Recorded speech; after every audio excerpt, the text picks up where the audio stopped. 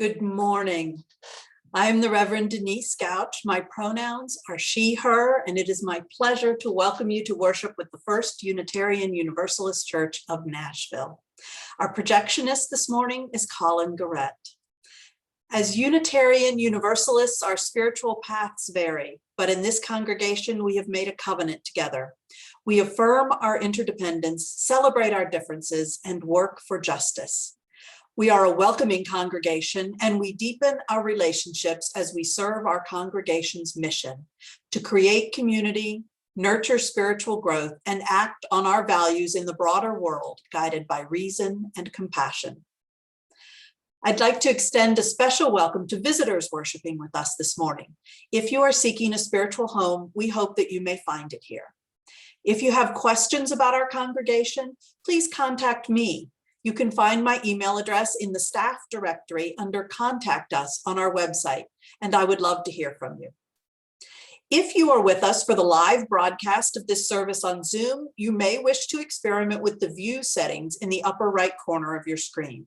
And won't you please say hello in the chat? We love knowing that you're here. No matter what platform you're using to join us for worship, you can find helpful information like ways to give, faith development resources for all ages, and more in the worship portal on our website, firstuunash.org. We are so glad you're joining us for worship. Good morning. My name is Jay Tiefenbrunn. My pronouns are she, her, and I am delighted to serve as your Director of Music Ministries. We open our singing today with Choir from Flower Communion 2019. I hope you will follow the instructions from previous year's me on the video and sing along with this recording. So your part goes like this. First we'll start with the words sing cuckoo. Cuckoo. So the whole thing is sing cuckoo, new sing cuckoo. Sing cuckoo, sing cuckoo. All right, and your part goes like this. Sing cuckoo, new sing cuckoo. Sing cuckoo, new sing cuckoo. Again. Sing cuckoo, new sing cuckoo. Great. And you know what? If you're singing sing cuckoo, we're all good, right? So we're going to start over here with sing cuckoo, new sing cuckoo. And then you guys are going to come in when I come. Right? You ready? Are you excited? Yeah. All right. Baxter playing penny whistle for us. So we're going to get started, and then all the rest of the music is going to happen. Are you ready? 1, 2, 3, go. Sing cuckoo, sing cuckoo, sing cuckoo, sing cuckoo, sing cuckoo, sing cuckoo.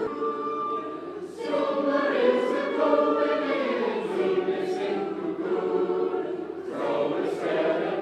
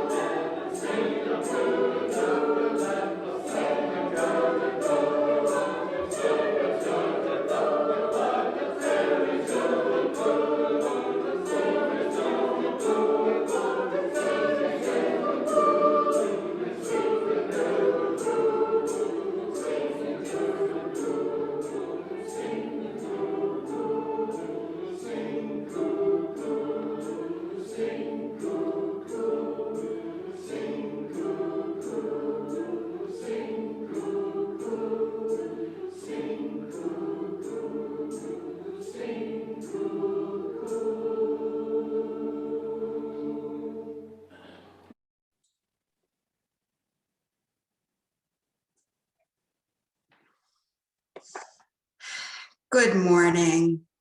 I am the Reverend Diane Daugert, Developmental Lead Minister of the First Unitarian Universalist Church of Nashville. My pronouns are she, her. And I'm Gail Spar. My pronouns are she, her. I'm serving as your worship associate this morning.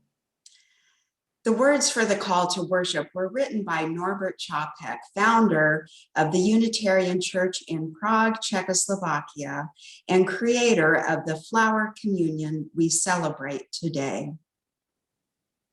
In the depths of my soul, there where lies the source of strength, where the divine and the human meet, there, quiet your mind, quiet, quiet. Outside, let lightning rain. Horrible darkness frighten the world. But from the depths of your own soul, from that silence will rise again God's flower. Return to yourself, rest in yourself. Live in the depths of your soul where the divine and the human meet. Tune your soul to the eternal, and in the depths of your own soul, there your panting quiets down. Where the divine and the human meet, there is your refuge.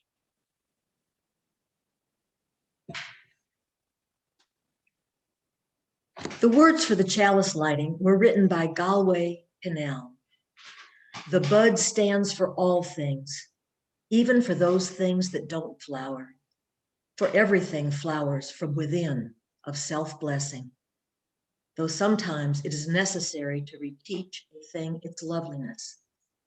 We light the chalice to reaffirm the loveliness flowering in each human soul.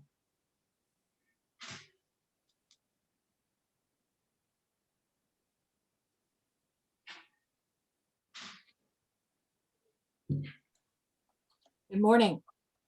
I'm Marguerite Mills, your Director of Lifespan Religious Education, and my pronouns are she, her. This morning's story is The Rooster Who Learned to Crow by Janine K. Grossme. It is part of one of our curricula. There was once a farm in a valley that was practically perfect in every way, except that it had no rooster to crow at the crack of dawn. And so everyone was always late getting out of bed. The dog never woke up in time to fetch the newspaper for the farmer. And the farmer never woke up in time to milk the cows before the sun rose. The cows never woke up in time to eat the grass when it was still wet with morning dew, which is when it is most tasty. Everyone was always late on that farm, and so everyone was always a bit cranky in the morning. And sometimes that crankiness lasted all day, until one day a chicken arrived at the farm. Everyone was excited because she had 4 little yellow balls of fluff peeping and cheeping behind her. Pardon me, Mrs. Chicken, snuffled the pig, who was always exceedingly polite. But would one of your chicks there happen to be, that is, might one be a he? Why, yes, answered Mrs. Chicken, and she pointed with the tip of her wing to the last chick in line. That is my son. A rooster chicken, squealed the youngest of the lambs, and all the other animals squealed, or whinnied, or quacked, or oinked. We won't be late anymore. We have a rooster on the farm. But they didn't, not yet. They had to wait for the chicks to grow up, and grow they did, from little yellow balls of fluff with legs to bigger yellow balls of fluff with legs. And as the days passed, all the young chickens grew fine white feathers and bright yellow feet, and then, finally, young Mr. Rooster Chicken began to grow long, swooping feathers on his tail. A tail, squealed the youngest of the lambs. Soon you'll be old enough to crow. You look very handsome today, young Mr. Rooster, snorted the pig, who was always exceedingly polite. A very fine-looking fowl, if I may say so. Thank you, said young Mr. Rooster with a bob of his head and a quiver of his coxcomb, but then he walked away, his long tail feathers drooping and his coxcomb down too.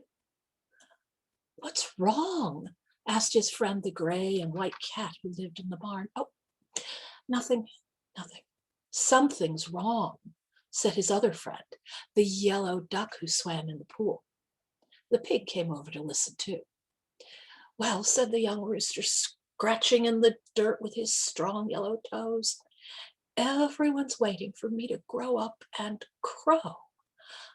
I'm doing the growing up part all right, but what?" asked the cat. "But I don't know how to crow. I've never even heard a rooster. I don't know what I'm supposed to do." "We shall help you," announced the pig, who was always exceedingly helpful as well as exceedingly polite. "We will?" asked the cat with every single one of his eyebrow whiskers raised. "How?" "Yes, how?" quacked the duck. "We shall teach him," said the pig. "You have heard a rooster crow before, have you not, Mrs. Duck?" "Yes, I have.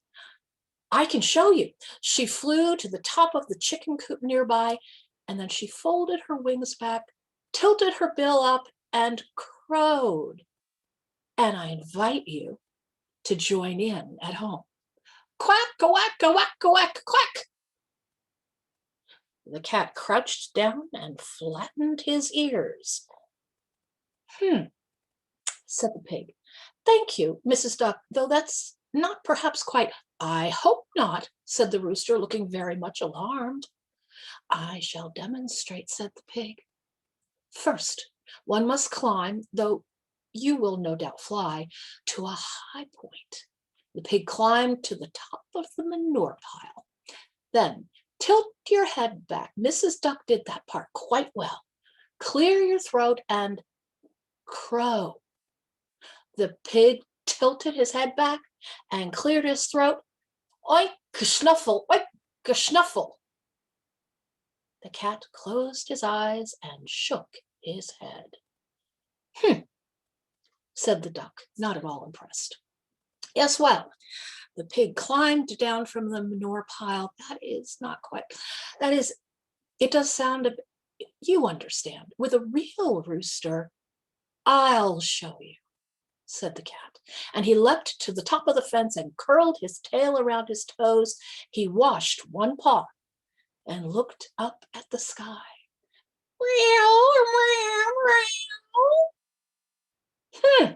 Said the duck. Said the pig. "Oh dear," said the rooster, looking even more alarmed. "Maybe another chicken," suggested the duck, and they went to fetch one of the hens. But all she managed was cluck, cluck, cluck, cluck, cluck. The dog gave the woof, woof, woof, and the lamb went baa, baa. Well, the rooster sadly shook his head. "I'll never learn how to crow. I won't be any good at waking people up. Nobody will like me anymore." "Sure we will," said the cat. "I like you right now, and you've never crowed a day in your life." All the other animals agreed, with baas and moos and stomping of feet. "Besides," added the cat, "I don't want you waking me up. I like to sleep late." "You will," said the rooster, as gloomy as a rainy day. "I wonder," said the pig, "have you yourself ever tried to crow, Mr. Rooster?" "Me? You're more of a rooster than any of us, and we'll like you no matter what you sound like, even if you don't make any sound at all." And so the rooster decided to try. He flew up to the top of the chicken coop and he folded his wings back. He tilted his head and he tried to make the same noises all his friends had tried to make before. Softly at first. Cock-a-doodle-doo. And then again, louder. Cock-a-doodle-doo.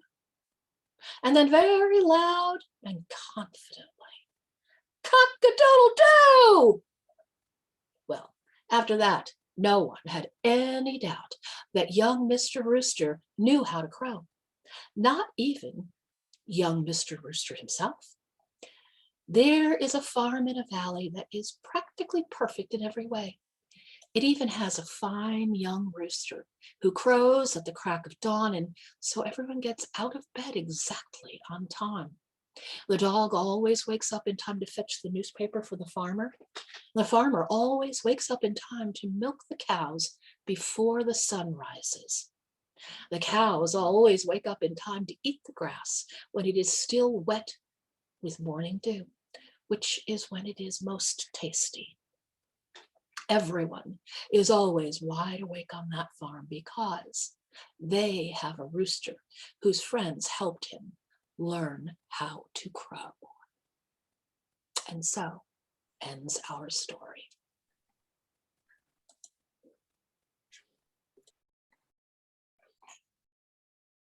Hello, my name is Jennifer Hackett and my pronouns are she and her. Today on Flower Communion Sunday, we're talking about community, the special bonds that hold us together in faith. There's a worldwide community as well as the one here within our virtual and actual walls. And one of the ways that Unitarian Universalists build community is through the UU Service Committee, headed by our own former minister, the Reverend Mary Catherine Morin.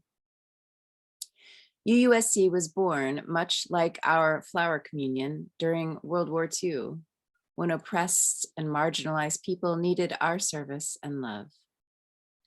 A major source of income for UUSC is the Guest at Your Table program. Our children here at FUN learned about the Guest at Your Table program during religious education in February. They heard about this year's guests and why our support is important. And now the kids have a challenge for you adults. They have learned that there is a matching funds grant from some generous UUs. If we raise $150, it will be matched dollar for dollar. We hope to send a donation both from the children and also one from the adults. The children of the congregation have the traditional boxes and have been putting change in as they do good deeds for their local community or their households. These are adding up for big change for our international community. Can you meet their challenge? Can we adults be as generous as our kids? You too can do your good deeds and watch them add up. Or you can just send a check to church with GAYT, that's Guest at Your Table, adult donation in the memo line before May 16th to help support our own UU nonprofit. Thank you.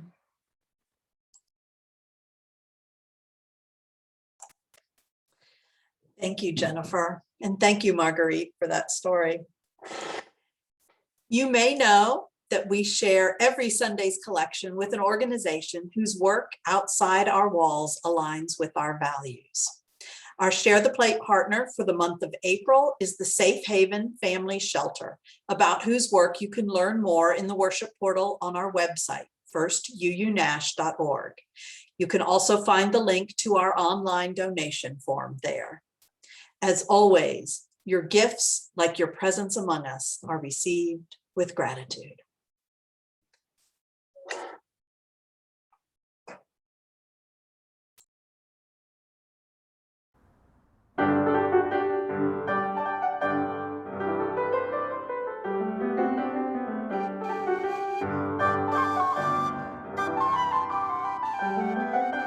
Tempestadas floridum, surgent nunque flores, venables in omnibus,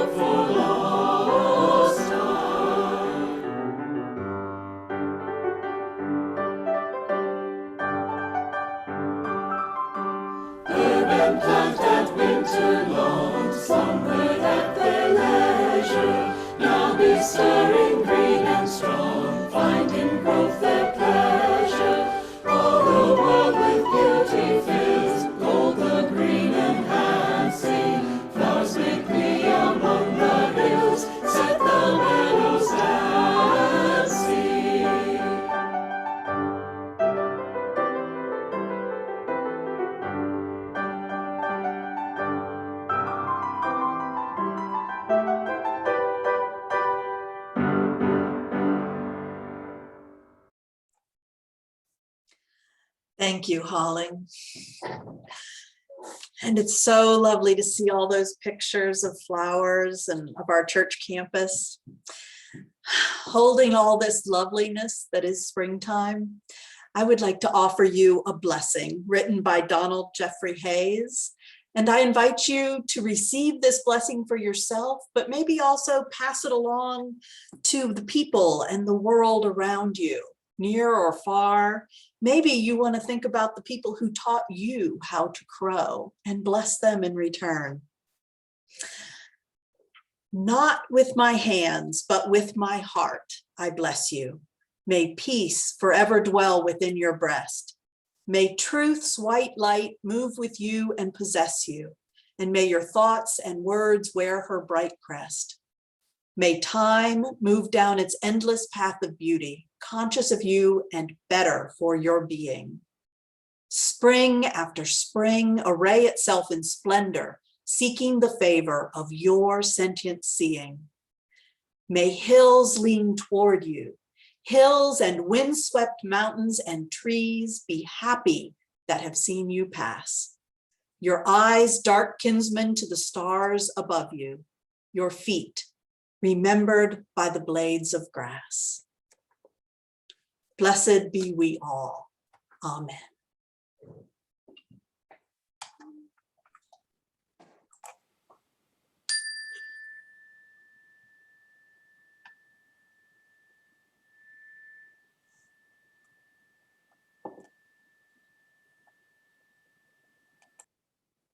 I invite us into a time of a virtual flower communion ritual.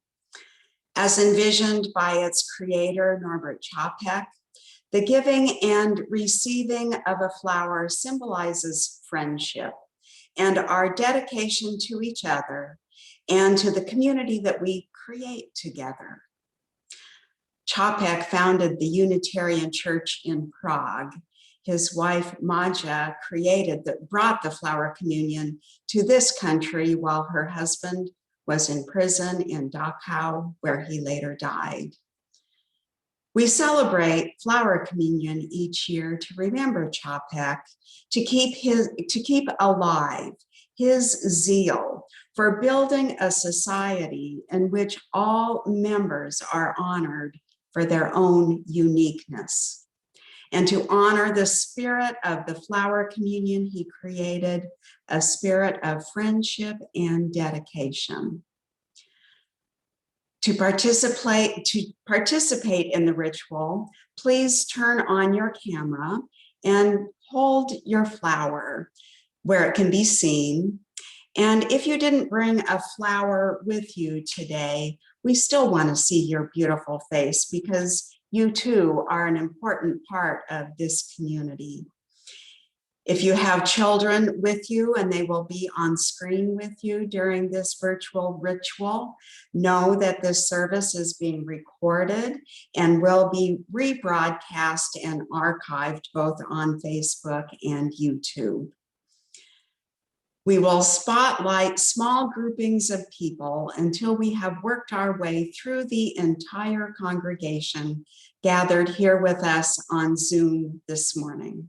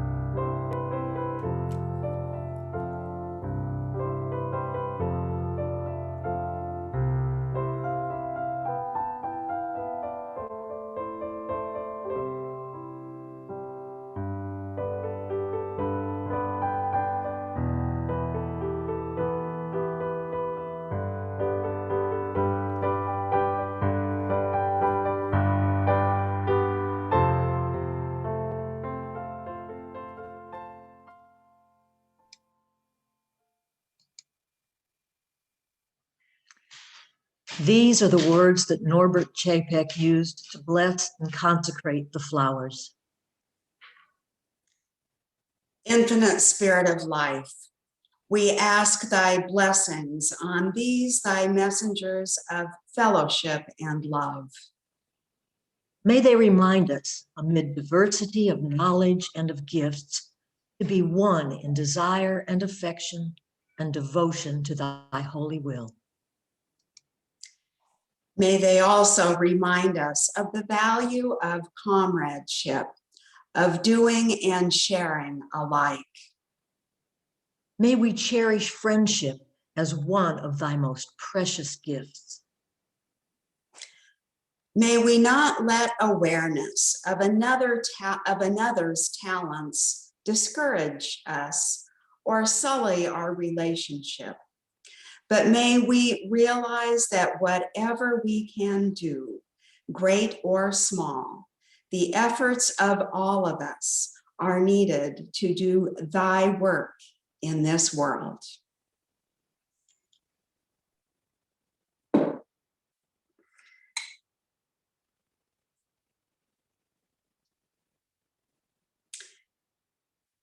It was my first flower communion service after moving from Colorado to Northern California. It was mid-April, and the bouquet gathered at the altar from offerings brought from backyard flower gardens was colorful and exotic looking, at least to my eye. Back home in Colorado, the high altitude and short growing season limited the diversity of flowers one could grow, and most would not bloom until late May or early June. My contribution that Sunday in California was a yellow rose from my backyard. As I placed it in the vase on the altar table, I spotted a velvety white calla lily.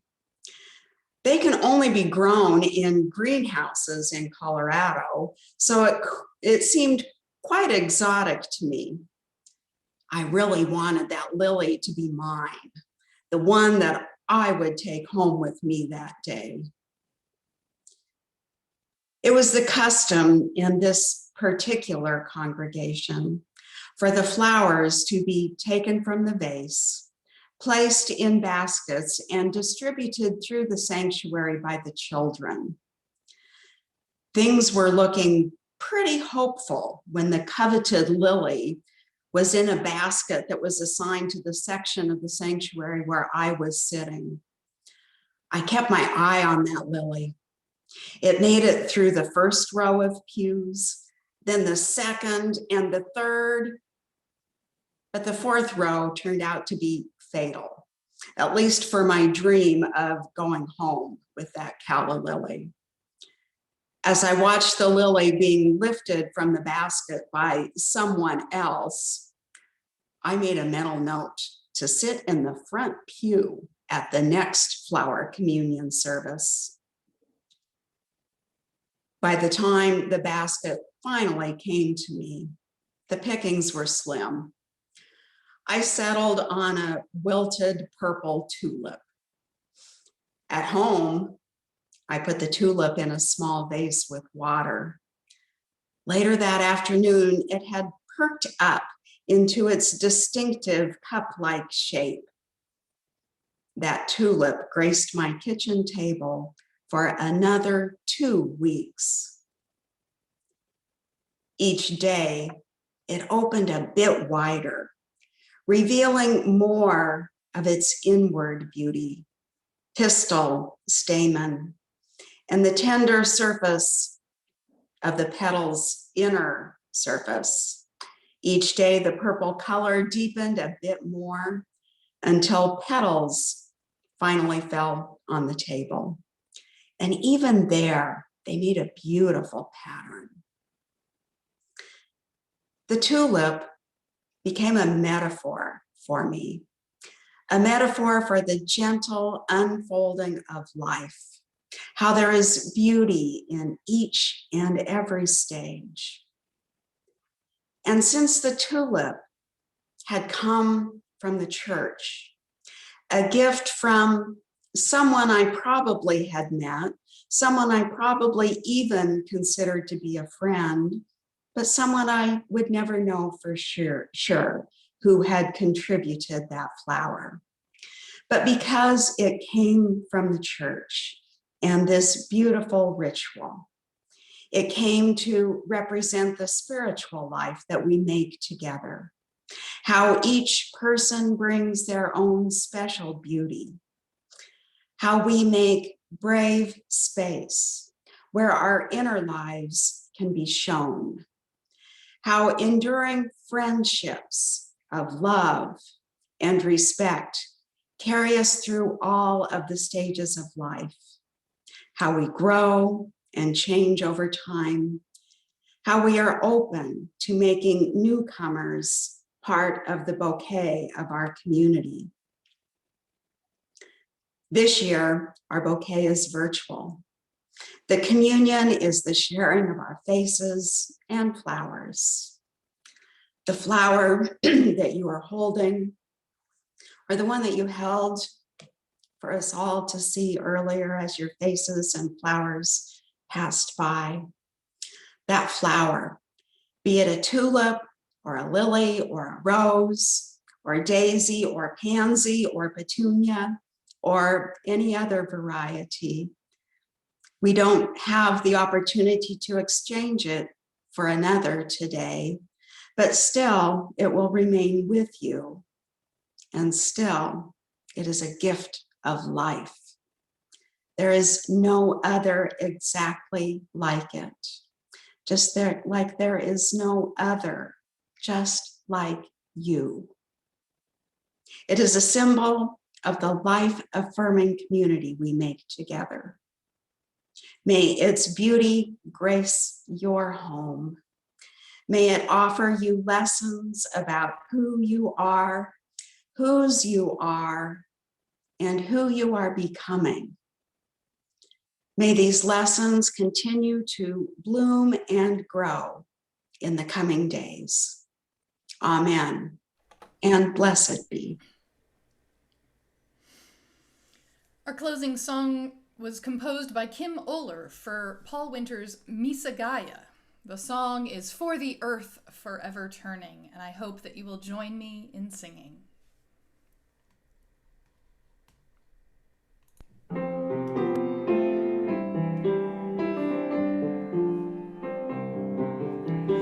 For the earth forever turning, for the skies for every sea, for our lives, for all we cherish, sing we our joyful song of peace. For the mountains, hills, and pastures in their silent majesty, for the stars, for all the heavens, sing we our joyful song of peace.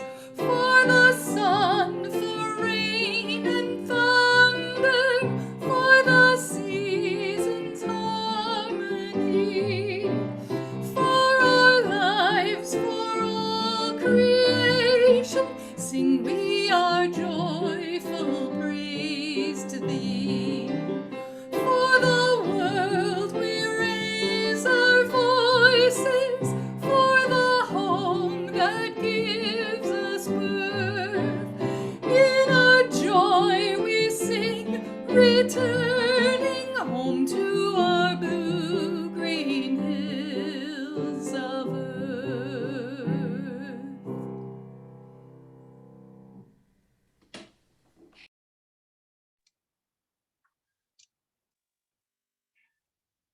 Words to our chalice extinguishing were written by Elizabeth Sell Jones.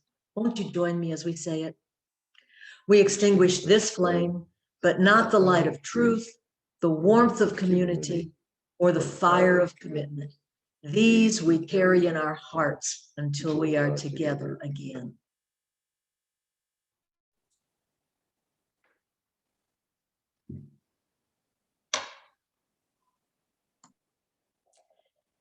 I leave you with words that were written by Amy Zucker Morgenstern.